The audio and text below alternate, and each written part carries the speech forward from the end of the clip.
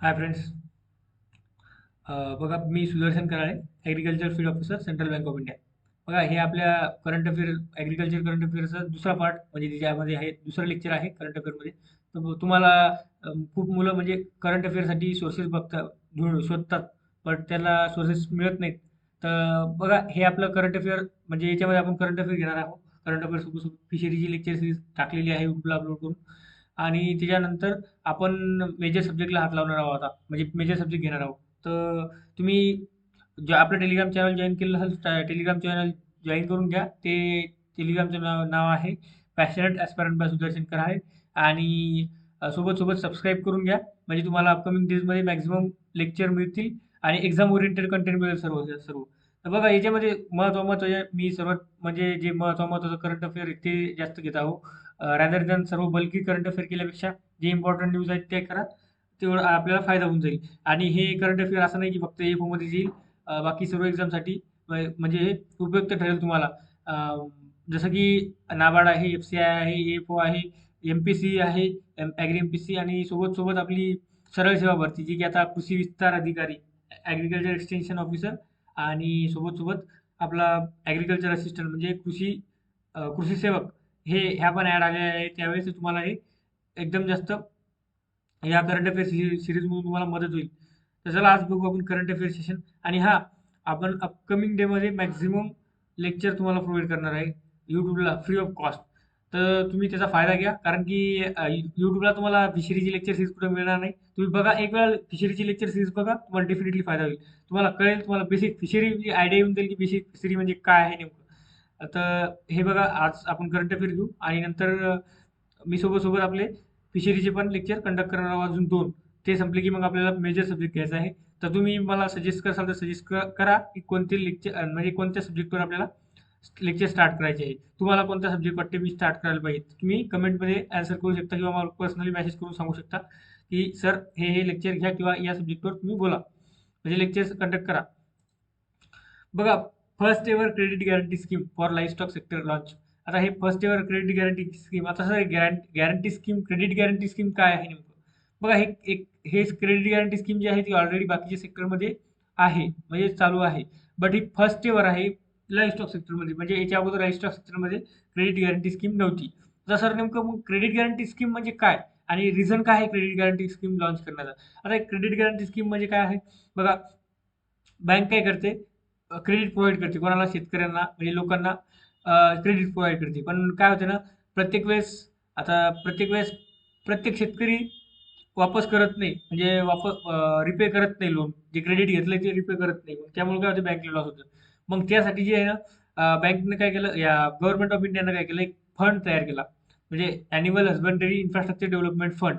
हा इथं दिलेला आहे, annual husbandry infrastructure development fund. त्याच्या अंतर्गत ही एक क्रेडिट गॅरंटी स्कीम काढलेली आहे. आणि या क्रेडिट गॅरंटी स्कीम थ्रू काय करेल, ती गव्हर्नमेंट काय करेल, बँकांना 25% कव्हरेज प्रोव्हाइड करेल, सिक्युरिटी कव्हरेज प्रोव्हाइड करेल. म्हणजे समजा, असं पकडा की बँकनं काय केलं, एखाद्या माणसाला किंवा एखाद्या फार्मरला 1000 रुपये दिले समजा. 1000 रुपये क्रेडिट प्रोव्हाइड केलं एका बँकनं. आता माझ्याच बँकेचं एक्झाम्पल बघा, समजा सेंट्रल बँकने काय केलं, एका शेतकऱ्याला काय केलं, 1000 रुपये प्रोव्हाइड केले.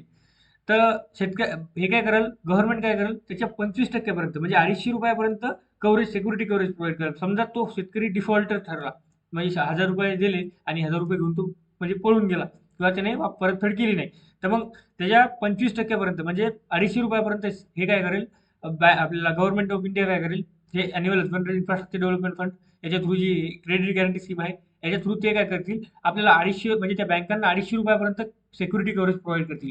म्हणजे बँक टोटल जो पण बँकेनं जेवढं पण बँकेनं क्रेडिट प्रोव्हाइड केलं होतं शेतकऱ्यांना, तेवढा लॉस नव्हता. तो लॉस काही प्रमाणात रिकवर होईल. त्यासाठी क्रेडिट गॅरंटी स्कीम आणलेली आहे, लॉन्च केलेली आहे. Implemented bye department of animal husbandry daring and daring, ministry of fishery, animal husbandry and daring, याच्या थ्रू, ह्या हे department of animal husbandry and daring आहे, आणि मिनिस्ट्री यांच्या थ्रू ही इम्प्लिमेंट केली आहे. यांनी ही इम्प्लिमेंट केली आहे. Implementing under the credit guarantee scheme under animal husbandry infrastructure development fund. या फंडच्या अंतर्गत क्रेडिट गॅरंटी स्कीम. आणि बघा, objective to strengthen credit delivery system. आता बघा, याच्यामध्ये काय सांगितलं याच्यानं, objective to strengthen credit delivery system and facilitate a smooth flow of credit to the micro, small and medium enterprises. म्हणजे काय एकदम म्हणजे प्रॉपरली बँकांना तेवढं बँका प्रॉपरली क्रेडिट प्रोव्हाईड करू शकल्या पाहिजेत कोणाला लोकांना किंवा शेतकऱ्यांना आणि त्याचं परतफेड पण झाली पाहिजे. पण प्रोव्हाईड म्हणजे हे कोणाला करायचं नेमकं क्रेडिट प्रोव्हाईड करायचं तर मग कोणाला करायचं? मायक्रो स्मॉल अँड मीडियम एंटरप्राइजला एम-एस-एम-ई मध्ये जे आहेत जे येतात ना त्यांना प्रोव्हाईड करायचं. मग आता एम-एस-एम-ई मध्ये आता काय आहे की आता समजा एखादी मोठी डेअरी असेल समजा एखादी मोठी डेअरी आहे त्याच्यामध्ये त्याचा टर्नओव्हर 1 करोड आहे. तर मग अशा वेळेस काय 75 आता अशा वेळेस 25% पर्यंत रिकव्हर करत आहे. कोण गव्हर्नमेंट ऑफ इंडिया समजा 25% पर्यंत रिकव्हर करेल. तर 1 करोडमध्ये जर का हे करायचं झालं तर 25% पर्यंत म्हणजे 25 लाखापर्यंत होईल. 75 लाखाचा लॉस होऊ राहिला बँकेला. तर हे अफोर्ड नाही करू शकत ना बँक. तर एवढा लॉस नाही अफोर्ड करू शकत. त्यासाठी हे स्मॉल, मीडियम आणि मायक्रो, स्मॉल आणि मीडियम एंटरप्राइजेससाठी म्हणजे छोट्या-मोठ्या डेअरी आहेत, गोट फार्मिंग आहे, अजून फिश फार्मिंग आहे, याच्यामध्ये शीप फार्मिंग आहे. याच्यामध्ये ह्या छोट्या-छोट्या ॲक्टिव्हिटीज याच्यासाठी हे लोन प्रोव्हाईड करायचं आहे. म्हणजे करणार आहे बँक. तर त्याच्यासाठी क्रेडिट गॅरंटी स्कीम म्हणजे लॉन्च केली आहे लाईव्हस्टॉक सेक्टरमध्ये. तर सांगा हे कळालं का क्रेडिट गॅरंटी स्कीम काय आहे? क्रेडिट गॅरंटी स्कीम आता मला असं वाटतं तुम्हाला कळालं असेल क्रेडिट गॅरंटी स्कीम काय आहे. आता कसं असते क्रेडिट गॅरंटी स्कीम आता प्रत्येक वेळेस आता एखादी बँक समजा एखाद्या फार्मरला क्रेडिट प्रोव्हाईड करते. प्रत्येक वेळेस असं नाही होत ना की प्रत्येक शेतकरी म्हणजे डिफॉल्टर असेल म्हणजे प्रत्येकच शेतकरी देणार नाही बँकेला. काही शेतकरी देतील, काही शेतकरी रिपे करतील, काही शेतकरी रिपे करणार नाही म्हणजे डिफॉल्टर होतील. तर जे मुद्दामून डेलिबरेटली करतात ना, जे डेलिबरेट करतात की आम्हाला रिपे करायचं नाही, तर त्यांना म्हणतात विलफुल डिफॉल्टर. आणि नॉन विलफुल डिफॉल्टर असे असतात ते म्हणजे त्यांना ऑप्शन नसतं किंवा त्यांना म्हणजे मजबुरीमध्ये डिफॉल्ट व्हावं लागतं. कारण की त्याच्या मागे खूप सारे फॅक्टर्स आहेत. म्हणजे एन्व्हायर्नमेंटल फॅक्टर्स आहेत. त्याच्यामध्ये मान्सून प्रॉपरली येणं, न येणं हे पण फॅक्टर्स आहेत. हे फॅक्टर कन्सिडर होतात त्याच्यामध्ये आणि त्याच्यामुळे तो पे करू शकत नाही. बट अशा म्हणजे त्या जे शेतकरी म्हणजे रिपे करू शकत नाही आणि त्या डिफॉल्टर बनतात त्याच्यासाठी म्हणजे ही स्कीम चांगली फायद्याची आहे.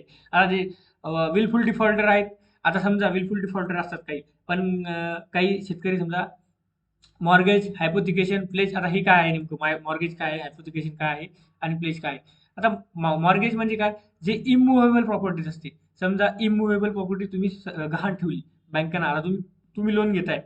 समजा तुम्हाला लोन पाहिजे, तुम्ही लोन घेताय आणि त्याच्या बदल्यामध्ये तुम्ही काय गहाण ठेवलं, तुमचं घर गहाण ठेवलं, तुमचं शेती गहाण ठेवली बँकमध्ये.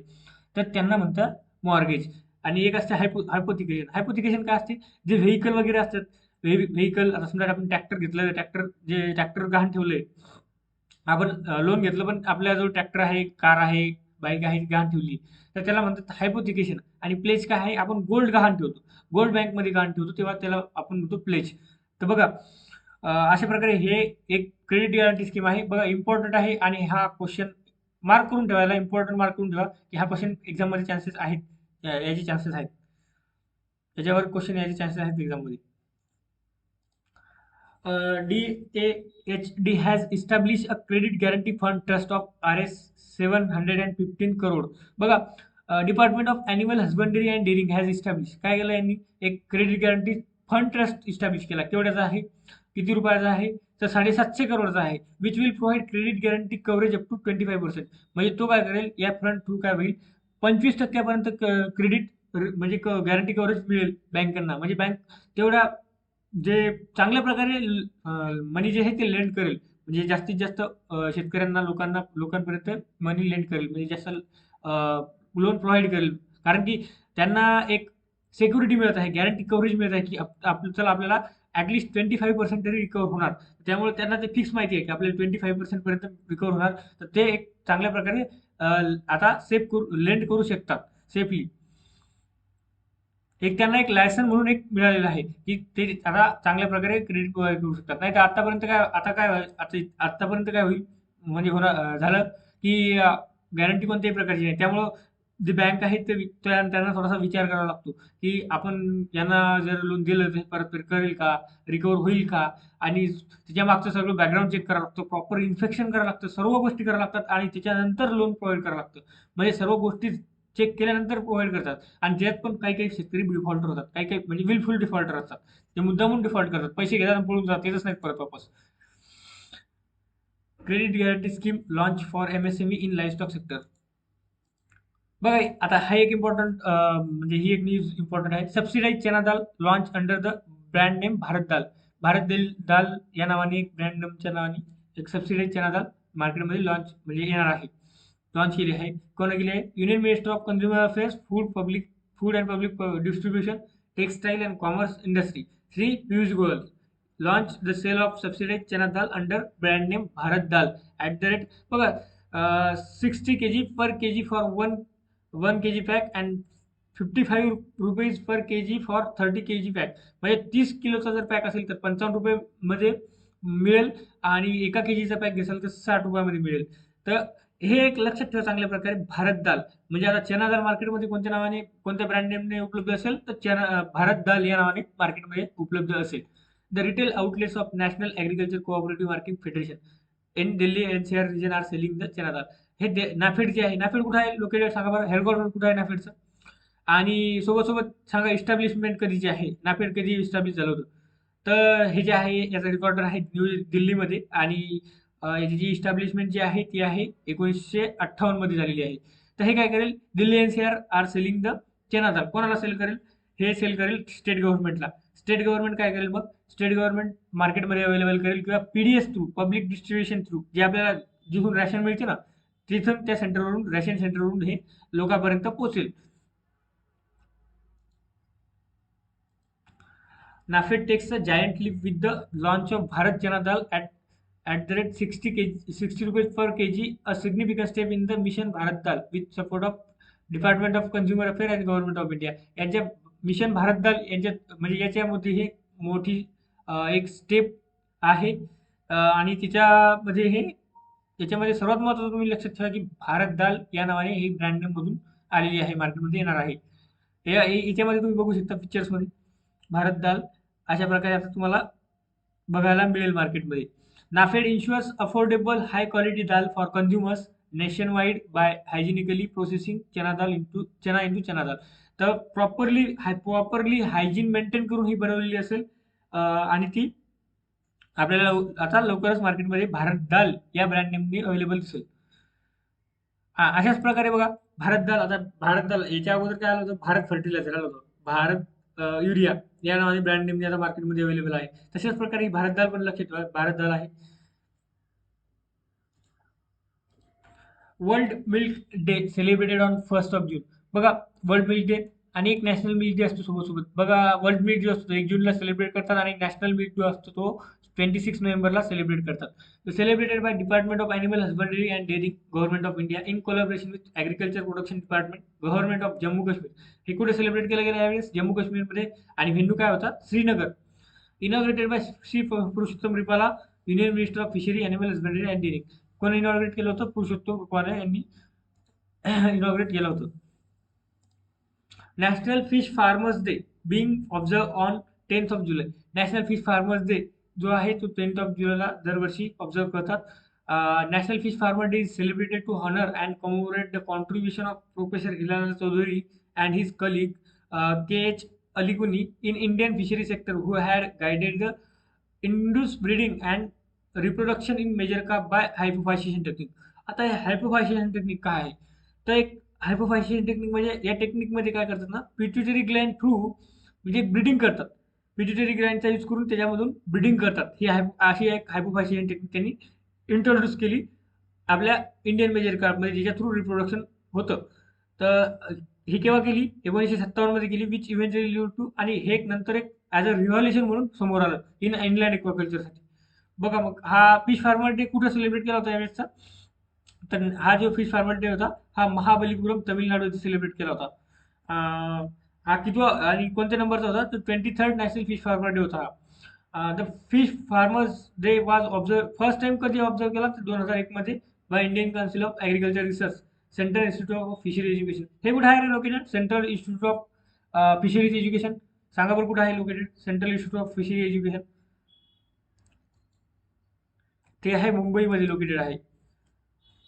बघा हा एक डे आहे 42nd NABARD foundation day celebrated on 12 July. National bank for agriculture and rural development is an apex regulatory body. आता हे नाबार्ड काय आहे?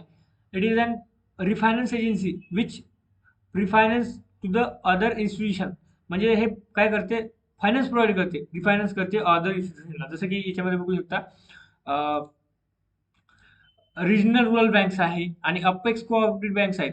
यांना हे काय करते, रिफायनान्स करते. It is under the jurisdiction of ministry of finance and government of India. हे कोणाच्या अंडर येते, तर हे मिनिस्ट्री ऑफ फिनान्स आणि गव्हर्नमेंट ऑफ इंडिया यांच्या अंडरमध्ये येते. NABARD was establish on the recommendation of B Sivaraman committee. आता हा क्वेश्चन जो आहे, बी शिवरामन कमिटी, नाबार्ड कोणत्या कमिटीनुसार नाबार्ड इस्टॅब्लिशमेंट झाला आहे, नाबार्डची इस्टॅब्लिशमेंट झाली आहे, तर ती बी शिवरामन कमिटी आहे. हा मल्टिपल टाइम क्वेश्चन आलेला आहे, एमसीआर मध्ये खूप वेळेस आलेला आहे. तर हे कोणत्या कमिटीनुसार आलं आहे, बी शिवरामन कमिटीनुसार आलं आहे. ऍक्ट कधीचा आहे, तर 1981 चा ऍक्ट आहे, नाबार्ड ऍक्ट 1981.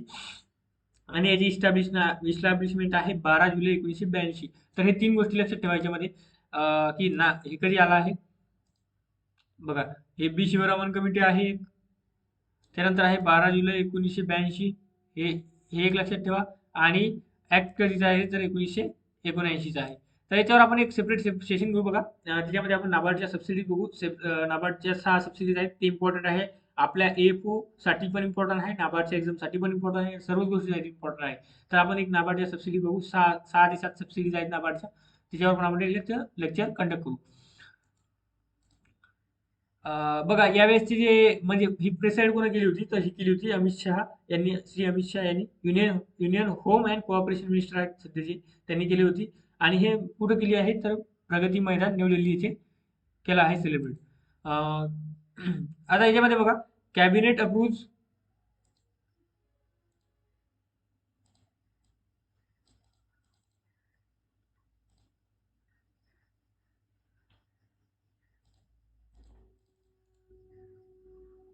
सॉरी हा, चला हे मी अगोदर लेक्चर रेकॉर्ड करतो तेव्हाच आहे. चला ठीक आहे, तरी पण बघा, cabinet approve 3.7 trillion for fertiliser subsidy scheme. याच्यामध्ये बघा, कॅबिनेट काय केलं, 3.7 ट्रिलियन फॉर फर्टिलायझर सबसिडी स्कीमसाठी अप्रूव्ह केले आहेत. त्याच्यामध्ये बघा, the cabinet committee on economic affairs approved a bouquet of fertiliser scheme including prime minister Pranam scheme, PM Pranam scheme, urea scheme आणि ऑर्गॅनिक मॅन्युअल स्कीम. म्हणजे या 3 स्कीम त्याच्यामध्ये आहेत. कशासाठी आहेत, to to boost well being of farmers. बघा याच्यामध्ये दिलेलं आहे, हे बघा, to boost well being of farmers, rejuvenate soil productivity, insure food security and environmental sustainability. हे 4 गोष्टी याच्यावर मेजरली फोकस केले आहेत. तर आणि टोटल अलोकेशन किती आहे, तर 3.7 ट्रिलियन्स आहे. सॉरी यार, थोडंसं याच्यामध्ये थोडंसं मी अगोदर हे केलेलं होतं, म्हणजे मार्क केलेलं होतं, ते आता जात नाहीये सध्या करंटली. तर बघून घ्या, एवढं ऍडजस्ट करा. The urea subsidy scheme which has been extended for another 3 years till March 2025. तर याच्यामध्ये हे पण बघा, युरिया सबसिडी स्कीम जी आहे ती कधीपर्यंत एक्सटेंड केली आहे, तर ती मार्च 25 पर्यंत केली आहे. The aims to insure constant availability of urea to farmers at the same price of 242 rupees per 45 kg of bag. म्हणजे आता जी युरियाची बॅग मिळेल 45 kg ची, तिची प्राइस किती असेल, 242 रुपये असेल. The actual cost of bag comes around, म्हणजे जी गव्हर्नमेंटला जी बॅग पडते, तर त्याची कॉस्ट किती आहे, 2200 रुपयेपर्यंत आहे. This scheme which entails a cost of 3 point, हे एक आपल्याला इम्पॉर्टंट नाही म्हणा, विल बी. आणि हे कोणा थ्रू फिनान्स होईल, सर्व सेंटर थ्रू होईल. सर्व जे फिनान्स होईल ते सेंटर करेल, सेंट्रल गव्हर्नमेंट करेल. तर बघा, हे आपलं दुसरा ॲग्रिकल्चर करंट अफेअरचा दुसरा पार्ट होता. याच्यामध्ये आपण 5-7 न्यूज बघितल्या, इम्पॉर्टंट न्यूज आहेत. आणि लगेच नंतरचं पण आपण करंट अफेअर्स आणणार आहोत, म्हणजे घेऊन येणार आहोत. तर मला तुम्ही सांगा, मला एक तुमच्याकडून सजेशन पाहिजे की मला नेक्स्ट सब्जेक्ट कोणता स्टार्ट करायचा. जसं की फिशरी संपणार आहे आणि नंतर कोणता सब्जेक्ट, म्हणजे मी त्याच्या प्रिपरेशनला लागून जातो. मी पीपीटी वगैरे तयार करणं चालू करून देतो. मला एक आयडिया येऊन गेली की कोणता सब्जेक्ट स्टार्ट करायचा आहे, तर त्याच्यानुसार मी स्टार्ट करून देतो. आणि बघा, तुम्हाला जर हे करंट अफेअर जर काही इम्पॉर्टंट म्हणजे फायदेशीर वाटत असेल, तर चॅनलला सबस्क्राईब करा, तुमच्या मित्रापर्यंत पोहोचवा. कारण करंट अफेअरचे सर्व जरा आता सर्व एक्झामसाठी करंट अफेअर महत्त्वाचं असतं. आणि ॲग्रिकल्चर करंट अफेअरसाठी असं कोणी स्पेसिफिकली तुम्हाला करंट अफेअर प्रोव्हाइड करत नाही. तर त्यामुळे तुम्हाला करंट अफेअर एकाच जागेवर तुम्हाला मिळून जाईल. आणि त्यासोबत आपण टेलिग्राम चॅनल जॉईन करा, पॅशनेट ॲस्पिरंट सुधारण करावे. तिथं मी ही पी-पी-टी शेअर करतो. लेक्चर संपल्यानंतर ही पी-पी-टी तिथे शेअर करत असतो. तर तुम्ही तिथून डाउनलोड करू शकता. बघा, अशा प्रकारे हे आपलं सेशन होतं सेकंड करंट अफेअर. याच्यानंतर आपण फिशरीमध्ये भेटू आपण नेक्स्ट लेक्चरमध्ये फिशरीच्या. Thank you.